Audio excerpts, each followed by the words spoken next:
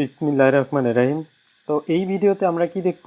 আমরা এই ভিডিওতে দেখব মাইস্কুয়েল সম্পর্কে যত প্রকার ইরর আছে সেই ইররগুলো আমরা সলভ করব। আমরা যারা জ্যাম্প সার্ভার ইউজ করি, তো জ্যাম্প সফটওয়্যারটা ইউজ করলে আমাদের কি হয় কি, মাইস্কুয়েল সার্ভার যখন আমরা চালাই তখন হচ্ছে মাঝে মাঝে আমাদের সমস্যা করে। দেখেন আমি এখানে মাইস্কুয়েল সার্ভারটা আমার যদি স্টার্ট করি তাহলে আমার কি একটা ইরর দেখাবে। এই দেখেন ইরর কি বলছে, MySQL shutdown unexpectedly. This may be due to block fault missing the dependency.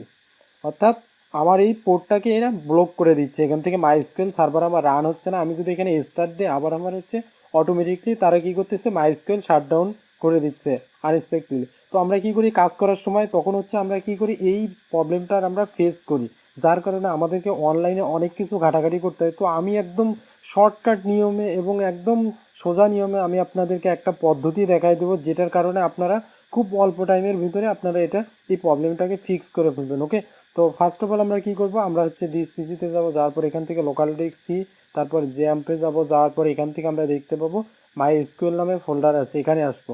আসার পরে এই ডেটা, এই যে আপনারা যখন কাজ করবেন মাইস্কুয়েলে অবশ্যই আপনাদের কিছু না কিছু ডেটা থাকবে।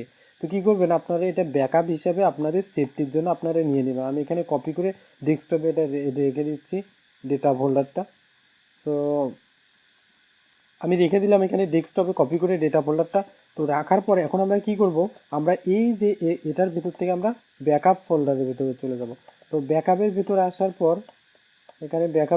আসার পর আমরা কি করব, আমি যে ফোল্ডারগুলো সিলেক্ট করব আপনারা হুবহু সব সিলেক্ট করবেন। মাইস্কুয়েল, তারপর performance schema, PSP my admin test, তারপর এরিয়া লগ, তারপর আরেকটা হচ্ছে এরিয়া লগ কন্ট্রোল, তারপর আইবি বাফার পুল, তারপর লাস্টে কি multi master dot info my dot INI.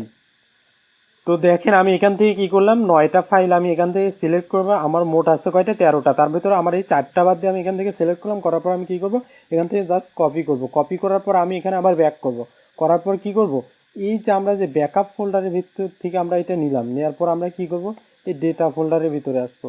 এই ডেটা ফোল্ডারের ভিতরে আসার পর আমরা এখানে পেস্ট করে দেবো। পেস্ট করে দেওয়ার সাথে আমাদের একটা পপ আপ আসবে, রিপ্লেস দ্য ফাইল ডেস্টিনেশন। আমরা রিপ্লেস করে দেবো ফাইলটা, এটা এখানে রিপ্লেস হয়ে যাবে। তো দেখেন আমাদের এটা কি ছিল, এখানে আমাদের কিন্তু দুটা ইরোর ছিল। আপনারা যখন হচ্ছে লোকাল হোস্ট পিএসপি মাইডমিনে যাবেন, এখানে কি হচ্ছে অ্যাক্সেস ডিনাইড, তো এই ইরোরটা আপনারা ফেস করবেন। তো এখন আমরা যদি মাইস্কুয়েল যদি আমরা এখানে স্টার্ট করি, দেখেন তো মাইস্কুয়েল স্টার্ট করলাম, তাহলে দেখেন তো আমার কিন্তু আর কোনো ইরোর আসতেছে না, মাইস্কুয়েল আমার হচ্ছে স্টার্ট হয়ে গেছে। তো আমি যদি এখান থেকে রিফ্রেশ দিই, এটাতে ডাইরেক্ট যদি আমি এখানে রিফ্রেশ দিই তাহলে দেখা যাক,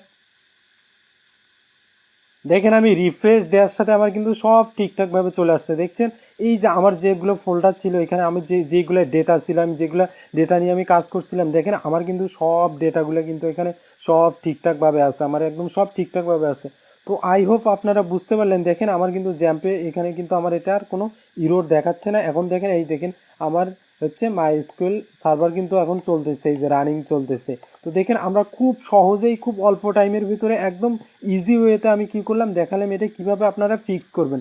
তো আমাদের হয় কি, আমরা যখন ডেভেলপাররা কাজ করি সো তখন কিন্তু আমাদেরকে এই ইরোরটা কিন্তু আমাদেরকে প্রায় টাইমে ফেস করতে হয়। তো আপনারা এইভাবে আপনারা ইরোরটা সলভ করবেন।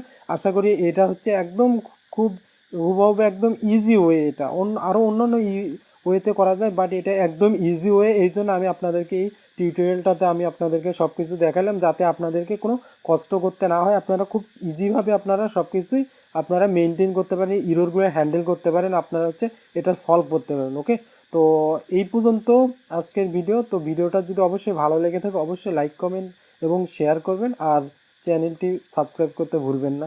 ধন্যবাদ, খোদা হাফেজ।